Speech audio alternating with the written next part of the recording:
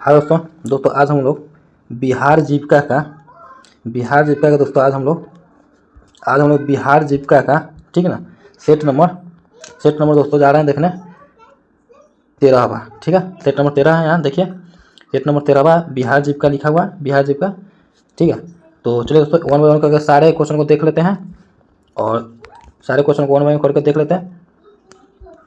तो चलिए दोस्तों क्वेश्चन को स्टार्ट करते हैं। देखिए यहाँ पे कहा वर्ष 2028 में ऑस्कर पुरस्कार में किस नाम की एक नई श्रेणी जोड़ी गई जाएगी। तो याद रखिएगा ऑप्शन सी सर्वश्रेष्ठ स्टंट डिजाइन। ठीक है, ऑप्शन सी। ठीक है, हाल ही में संयुक्त राष्ट्र द्वारा कितने भारतीय जवानों को संयुक्त राष्ट्र पदक से सम्मानित किया गया है। तो याद रखिएगा ऑप्शन बी 821। ठीक है, उसके बाद नेक्स्ट देखिए यहाँ पे कहा गया है भारत की राष्ट्रपति द्रौपदी मुर्मू को किस देश द्वारा डायरेक्टरेट की मानद उपाधि प्रदान की गई है।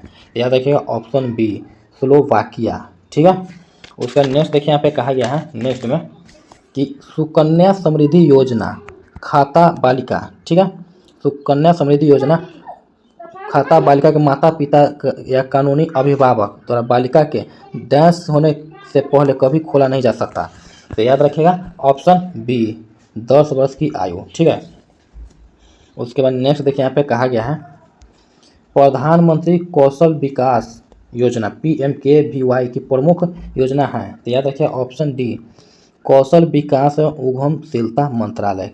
ठीक है, प्रधानमंत्री रोजगार प्रोत्साहन योजना डैश से क्रियान्वित की जा रही है। तो याद रखिएगा ऑप्शन बी 2016। ठीक है, उसके बाद नेक्स्ट देखिए यहाँ पे कहा गया है विदेश में भारतीय राष्ट्रीय ध्वज प्रथम बार किसने फहराया। तो किसने फहराया, तो याद रखिए ऑप्शन बी मैडम भिखाजी कामा। ठीक है, इनमें से कौन वंदे मातरम समाचार पत्र के संपादक थे। तो याद रखिएगा ऑप्शन बी अरविंद घोष। ठीक है, महात्मा गांधी के राजनीतिक गुरु कौन थे, तो कौन थे, तो याद रखिए ऑप्शन सी गोपाल कृष्ण गोखले। ठीक है, उसका नेक्स्ट देखिए यहाँ पे बोला जा रहा है वर्ल्ड इकोनॉमिक आउटलुक रिपोर्ट किस संस्था के द्वारा प्रकाशित किया जाता है। तो याद रखिएगा ऑप्शन ए अंतर्राष्ट्रीय मुद्रा कोष IMF। ठीक है, निम्नलिखित में से कौन सा देश बिम्स्टेक का सदस्य नहीं है। तो याद रखिएगा ऑप्शन डी मालदीव। ठीक है, उसके बाद नेक्स्ट देखिए यहाँ पे कहा गया है इंटरनेशनल कोर्ट ऑफ जस्टिस का हेडक्वार्टर कहाँ स्थित है। तो याद रखिएगा ऑप्शन डी द हेग। ठीक है, उसके बाद नेक्स्ट देखिए यहाँ पे कहा गया है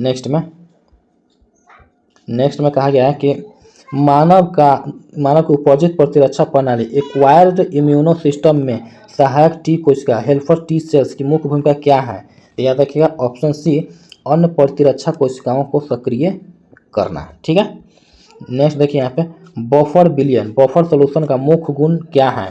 तो याद रखिएगा ऑप्शन सी थोड़ी मात्रा में अम्ल या क्षार मिलाने पर यह pH में परिवर्तन का विरोध करता है। ठीक है, नेक्स्ट देखिए यहाँ पे कहा गया है परिशुद्ध कृषि प्रेसाइजेशन एग्रीकल्चर में प्रौद्योगिकियों जैसे CGPS ड्रोन सेंसर का उपयोग किस मुख्य उद्देश्य के लिए किया जाता है। तो याद रखिए ऑप्शन सी खेत के भीतर विभिन्न स्थानों तक विशिष्ट आवश्यकताओं के अनुसार इनपुट पानी उर्वरक कीटनाशक सटीक अनुप्रयोग करना। ठीक है, उसका नेक्स्ट देखिए यहाँ पे कहा गया है खेलो इंडिया यूथ गेम्स 2025 में बिहार अंक तालिका में किस स्थान पर है। तो याद रखिएगा ऑप्शन डी 15वें स्थान पर। ठीक है, उसका नेक्स्ट देखिए यहाँ पे कहा गया है नेक्स्ट में कहा गया सुधीरमन कप बैडमिंटन 2025 का खिताब किस देश ने जीता है। तो याद रखिएगा ऑप्शन ए चीन। ठीक है, उसके बाद नेक्स्ट देखिए यहाँ पे बोला गया है देखिए दोस्तों ये है मैथ का क्वेश्चन है। ठीक है, और मैथ को हम लोग दोस्तों छोड़ देंगे। ठीक, मैथ को छोड़ करके और उसके बाद बाकी बात जितना जो है GK GS करेंट हम लोग कर लेंगे क्योंकि वीडियो काफ़ी लेंदी हो जाएगा। तो इसके लिए मैथ को अलग से वीडियो बना दिया जाएगा, आप लोग निश्चिंत रहिए। ठीक है, आप लोग अपना तैयारी पर फोकस कीजिए और कोई और भी दूसरा कोई वैकेंसी उससे रिलेटेड आपको चाहिए प्रैक्टिस सेट तो आप बोलिएगा, हम उसका भी करवा देंगे। ठीक है, तो दोस्तों मैथ और रीजनिंग को हम लोग छोड़ देते हैं और बाकी बात जितना है हम लोग कर लेते हैं वन बाय वन करके और बिल्कुल आराम से और समझ के। ठीक है, देखिए यहाँ पे बोला प्राइमरी की पर स्वचालित रूप से कौन सा गुण लागू होता है। तो याद रखिएगा ऑप्शन सी यह हमेशा द्वितीय यूनिक होता है और नल नहीं हो सकता है। ठीक है, नेक्स्ट देखिए यहाँ ये तो दोस्तों ये रीजनिंग का है। ये इन अक्षरों का उपयोग करके एक सार्थक शब्द बनाए। तो देखिए SMART, तो देखने से लग रहा है कि स्मार्ट होगा, ठीक है। और उसके बाद यहाँ पे TRAMS, जितना इसमें अंक हो MARTS, मार्स मार्स, तो जो दोस्तों जितना दिख रहा है सारे इसमें वर्ड बन सकता है, तो ऑप्शन डी के साथ ये चला जाना चाहिए, ठीक है। उसके बाद नेक्स्ट देखिए यहाँ पे एरिया कोऑर्डिनेटर के यहाँ पे सवाल स्टार्ट हो रहा है यहाँ से। तो देखिए प्रधानमंत्री आवास योजना ग्रामीण PMAYG और मुख्यमंत्री आवास योजना ग्रामीण MAYG बिहार के बीच मुख्य अंतर से संबंधित सही कथन का चयन करें। तो याद रखिए दोस्तों, यहाँ पे ऑप्शन PMAYG विशेष रूप से उन बीपीएल परिवारों को लक्षित करती हैं जो PMAYG के अंतर्गत शामिल नहीं है, यानी कि ऑप्शन 2 सी, ठीक है, ऑप्शन सी। नेक्स्ट देखिए यहाँ पे DAYNRLM के तहत ग्राम संगठन VU और क्लस्टर स्तरीय महासंघ CLF की स्थापना का प्रारंभिक उद्देश्य क्या है। तो याद रखिएगा ऑप्शन बी स्वयं सहायता समूहों को बड़े पैमाने तक पहुंच और नीतिगत प्रभाव के लिए एक मंच प्रदान करना, ठीक है। उसके बाद नेक्स्ट देखिए यहाँ पे कहा गया है, नेक्स्ट में कहा गया है देखिए यहाँ पे कि मनरेगा के संबंध में निम्नलिखित कथनों पर विचार करें, ठीक है। तो देखिए यहाँ पे कहा गया है यह ग्रामीण परिवारों को एक वित्तीय वर्ष में 100 दिनों के लिए, ठीक है, उसका अकुशल शारीरिक श्रम की कानूनी गारंटी देता है। इसका एक उद्देश्य ग्रामीण क्षेत्रों में टिकाऊ संपत्तियों का निर्माण करना। यह योजना गरीबी रेखा से निपीड़ित परिवारों के लिए लागू होता है। तो इसमें बोला इनमें से कौन सा कथन सही है, तो देखिए तो इसमें ऑप्शन नंबर ए 1 और 2 सही हो जाएगा, ठीक है। उसका नेक्स्ट देखिए यहाँ पे कहा गया है स्वयं सहायता समूह SHG स्तर पर लेजर वही मुख्य कार्य क्या है। तो याद रखिए ऑप्शन सी प्रत्येक सदस्य की बचत, ऋण और पुनर्भागता का व्यक्तिगत खाता बार विवरण बनाए रखना, ठीक है। नेक्स्ट देखिए यहाँ पे कहा गया है एक गांव में महिला SHG सदस्य एक समूह स्थानीय रूप से उगाए गए मक्के को पॉपकॉर्न में संसाधित करता है, उसकी पैकेजिंग करता है और उसे पास के शहर में बेचता है। यह प्रक्रिया किसका सबसे अच्छा उदाहरण है। तो याद रखिएगा ऑप्शन सी मूल्य श्रृंखला विकास, ठीक है। नेक्स्ट देखिए यहाँ पे कहा गया है बिहार की सतत जीविका पर्जन योजना SJY और के अंतर्गत लाभार्थियों को संपत्ति जैसे मवेशी प्रदान करने के बाद निरंतर समर्थन और निगरानी क्यों महत्वपूर्ण है। तो याद रखिएगा ऑप्शन बी लाभार्थियों को अत्यंत गरीबी से बाहर निकालने और एक अस्थायी आजीविका स्थापित करने में मदद करने के लिए, ठीक है। उसका नेक्स्ट देखिए यहाँ पे कहा गया है 73वें संविधान संशोधन के अनुसार पंचायती राज PRIS को योजनाओं के प्रभावी कार्यान्वयन के लिए किन 2 महत्वपूर्ण शक्तियों का हस्तांतरण आवश्यक है। तो याद रखिएगा ऑप्शन ए निधि और कार्यकर्ता, फंड एंड फंक्शनरी, ठीक है, फंक्शनरीज, ठीक है। और उसके बाद नेक्स्ट देखिए यहाँ पे कहा गया है एक SHG सदस्य के लिए नियमित रूप से छोटी बचत और आंतरिक उधार में भाग लेने का सबसे महत्वपूर्ण दीर्घकालिक लाभ क्या है। तो याद रखिए ऑप्शन बी उच्च ब्याज वाले अनौपचारिक ऋणों, साहूकारों पर निर्भरता कम करना और औपचारिक वित्तीय प्रणाली पहुंच के लिए एक अच्छा क्रेडिट इतिहास बनाना, ठीक है। उसके बाद नेक्स्ट देखिए यहाँ पे बोला गया है ऑफ फॉर्म आजीविका और गैर कृषि आजीविका में क्या सूक्ष्म अंतर है। तो याद रखिए ऑप्शन बी ऑफ फॉर्म गतिविधियाँ कृषि से जुड़ी होती हैं जैसे प्रसंस्करण, जबकि गैर कृषि गतिविधियाँ पूरी तरह से अलग होती हैं जैसे दुकानदारी या बढ़ईगिरी, ठीक है। उसका नेक्स्ट देखिए यहाँ पे बिहार की औद्योगिक नीतियाँ ग्रामीण क्षेत्रों में आजीविका को कैसे बढ़ावा देती हैं। तो याद रखिए ऑप्शन डी खाद्य प्रसंस्करण, हस्तशिल्प और कृषि आधारित सूक्ष्म लघु मध्यम उद्यमों जैसे MSME को प्रोत्साहित करके, ठीक है।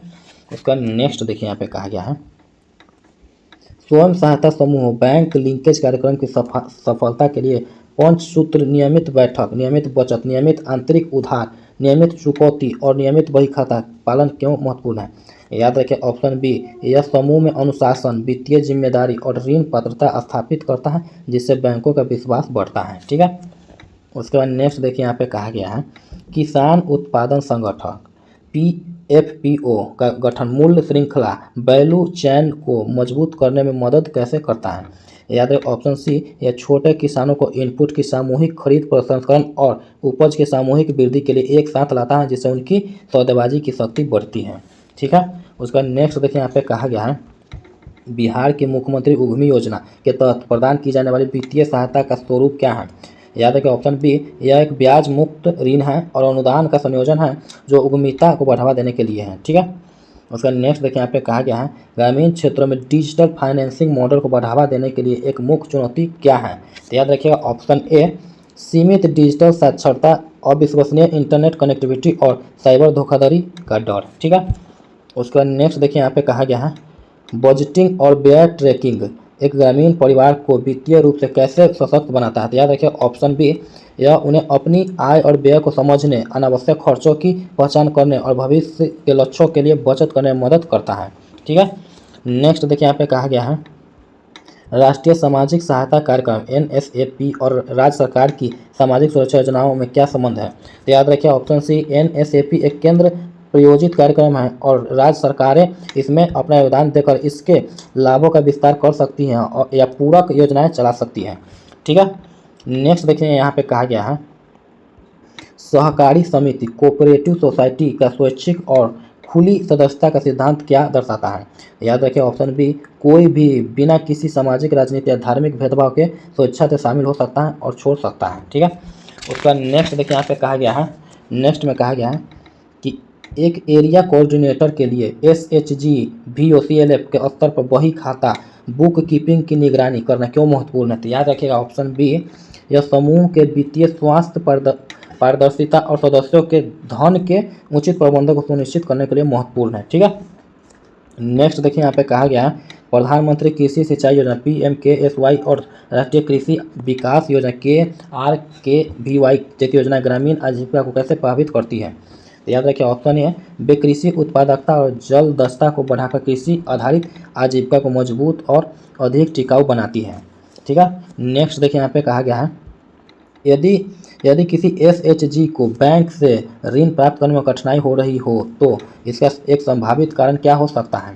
तो याद रखिएगा ऑप्शन बी, समूह के बही खाते अधूरे हैं या पंचसूत्र का पालन नहीं किया जा रहा है, जिससे बैंक को उसके ऋण चुकाने की दक्षता पर संदेह है। ठीक है, उसका नेक्स्ट देखिए यहाँ पे कहा गया है, कम्युनिटी कोऑर्डिनेटर का ये सवाल है, कम्युनिटी कोऑर्डिनेटर है। देखिए यहाँ पे कहा गया है कि ग्राम सभा का सदस्य कौन होता है? तो कौन होता है? तो याद रखिए ऑप्शन सी, पंचायत क्षेत्र में मतदाता रूप में पंजीकृत सभी व्यक्ति। ठीक है, नेक्स्ट देखिए यहाँ पे कहा गया है, नेक्स्ट में कि स्वयं सहायता समूह SHG द्वारा अपनाए जाने वाले पंचसूत्र में निम्नलिखित में से कौन सा शामिल नहीं है? तो याद रखिएगा ऑप्शन डी, नियमित राजनीतिक चर्चा। ठीक है, उसका नेक्स्ट देखिए यहाँ पे कहा गया है, क्लस्टर स्तरीय संघ CLF एक मुख्य वित्तीय कार्य क्या है?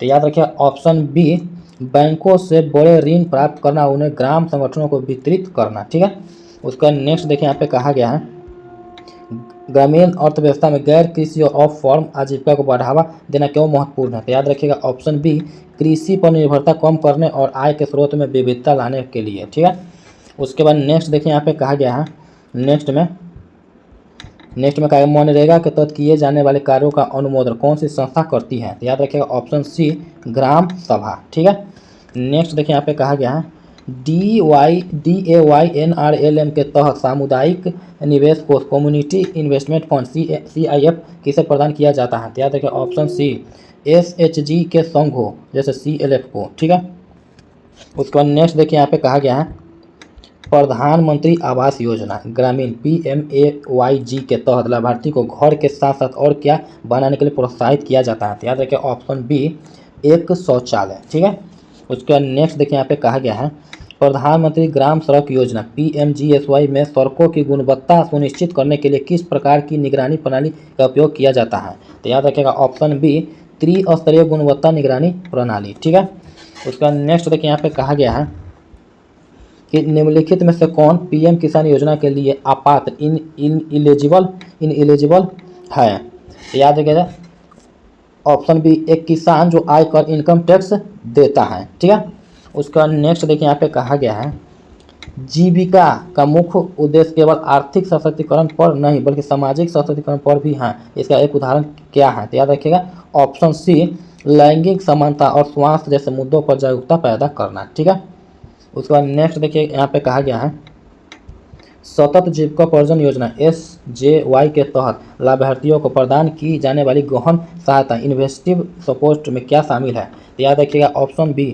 नियमित परामर्श और मार्गदर्शन मेंटोरशिप। ठीक है, उसका नेक्स्ट देखिए यहाँ पे कहा गया है नेक्स्ट में बिहार कुशल युवा कार्यक्रम KYP किस मिशन के का एक हिस्सा है? तो याद रखिएगा ऑप्शन सी बिहार कौशल विकास मिशन। ठीक है, नेक्स्ट देखिए यहाँ पे कहा गया है मुख्यमंत्री उद्यमी योजना के तहत कुल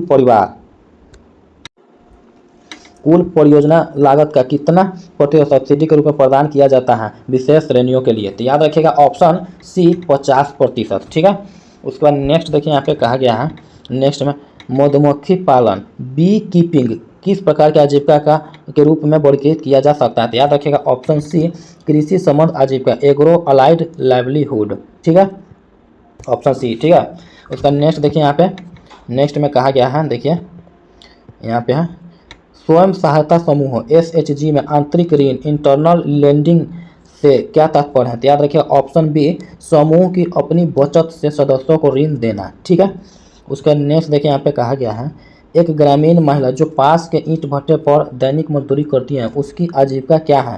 तो याद रखिएगा ऑप्शन बी गैर कृषि। ठीक है, उसका नेक्स्ट देखिए यहाँ पे कहा गया है कि ग्राम पंचायत विकास योजना GPDP के निर्माण में किसकी महत्वपूर्ण भूमिका होती है? तो याद रखिए ऑप्शन सी ग्राम सभा और समुदाय की भागीदारी। ठीक है, नेक्स्ट देखिए यहाँ पे कहा गया है नेक्स्ट में कहा DAYNRLM का मांग संचालित डिमांड ड्रिवन दृष्टिकोण का क्या मतलब है? तो याद रखिए ऑप्शन बी कार्यक्रम की गतिविधियां SHG सदस्यों की जरूरतों और आकांक्षाओं पर आधारित होती है। ठीक है, उसका नेक्स्ट देखिए यहाँ पे कहा गया है नेक्स्ट में देखिए कहा गया है कि निम्नलिखित में से कौन सी योजना सीधे तौर पर ग्रामीण उद्यमिता को बढ़ावा देती है? तो याद रखिए ऑप्शन बी मुख्यमंत्री उद्यमी योजना। ठीक है, उसके बाद नेक्स्ट देखिए यहाँ पे कहा गया है एक किसान जो खेती करने के साथ साथ अपनी ट्रैक्टर ट्रॉली को माल ढुलाई के लिए किराए पर भी चलाता है उसकी आय का स्रोत क्या है? तो याद रखिए ऑप्शन सी कृषि आधारित और गैर कृषि दोनों। ठीक है, उसका नेक्स्ट देखिए यहाँ पे कहा गया है कंप्यूटर से है कि MS पावर पॉइंट में स्लाइड सॉर्टर व्यू के संदर्भ में निम्नलिखित में से गलत कथन का चयन कीजिए। तो याद रखिएगा ऑप्शन ए किसी स्लाइड के कंटेंट को परिवर्तित करता है। ठीक है, नेक्स्ट देखिए यहाँ पे बोला गया है निम्नलिखित में से कौन सी टेक्नोलॉजी का उपयोग बैंकों द्वारा चेक की प्रक्रिया के लिए किया जाता है? तो याद रखिएगा ऑप्शन बी MICR। ठीक है, उसका नेक्स्ट देखिए यहाँ पे कहा गया है निम्नलिखित में से कौन सा ऐसा कार्य है जो प्रमुख रूप से CPU का नहीं है? तो याद रखिएगा ऑप्शन ए ग्राफिक प्रोसेसिंग करना। ठीक है, उसके बाद नेक्स्ट देखिए यहाँ पे कहा गया है नेक्स्ट में देखिए कहा गया एक वर्कशीट की एक सेल की फॉर्मेटिंग को उसी वर्कशीट की दूसरी सेल में लागू करने के लिए आप निम्नलिखित में से डैश उपयोग करेंगे? तो याद रखिएगा option D paste special format. ठीक है, नेक्स्ट देखिए यहाँ पे कहा गया है कि वायरलेस नेटवर्क का इस्तेमाल करते समय SSID इनमें से किसे निरूपित करता है? तो याद रखिएगा option D unique identifier of wireless network. ठीक है, उसके बाद नेक्स्ट देखिए यहाँ पे कहा गया है कि निम्नलिखित में से किन्हें लो लेवल लैंग्वेज के रूप में परिभाषित किया जा सकता है? तो याद रखिएगा ऑप्शन डी असेंबली। ठीक है, देखिए यहाँ पे असेंबली है। उसका नेक्स्ट देखिए यहाँ पे कहा गया है नेक्स्ट में देखिए यहाँ पे कहा गया कार्यालय में इस्तेमाल किए जाने वाले लैपटॉप में डैश की डेटा स्टोरेज क्षमता होती है? तो याद रखिए ऑप्शन ए 512 GB। ठीक है, उसके बाद नेक्स्ट देखिए यहाँ पे कहा गया है कि निम्नलिखित में से कौन सा एक आउटपुट डिवाइस नहीं है? तो याद रखिएगा ऑप्शन सी स्कैनर। ठीक है, उसका नेक्स्ट देखिए यहाँ पे कहा गया है एक वर्कशीट से दूसरी वर्कशीट में जाने के लिए निम्नलिखित में से कौन सा शॉर्टकट कुंजी या कुंजी उपयुक्त है? तो याद रखिएगा option C control plus page down. ठीक है, ऑप्शन सी। उसके बाद नेक्स्ट देखिए यहाँ पे कहा गया है निम्नलिखित में से कौन सा प्रोग्राम यूजर को डिलीट फाइल्स तक एक्सेस प्रदान करता है? तो याद रखिए ऑप्शन ए विंडोज एक्सप्लोरर। ठीक है, विंडोज एक्सप्लोरर। तो चलिए दोस्तों आज हम लोगों ने आराम से और समझ के बिहार जीविका सेट नंबर 13 देखा और 12 सेट इस पर ऑलरेडी अपलोड है, तो जाइए देखिए दोस्तों, अपने एक सीट पक्का कीजिए दोस्तों। याद है BSSC CGL BSSC इंटर से बिहार पुलिस चालक driver, Bihar BPSC teacher, Bihar Jeevika, Bihar DLED की तैयारी आप कर रहे हैं, तो ये चैनल आपके लिए हेल्पफुल हो सकता है, आपके दोस्तों के लिए हेल्पफुल हो सकता है। तो दोस्तों अपने दोस्तों को भी बताइए और आप भी तैयारी पे लग जाइए। तो चलिए दोस्तों, मिलते हैं नेक्स्ट वीडियो में, तब तक के लिए।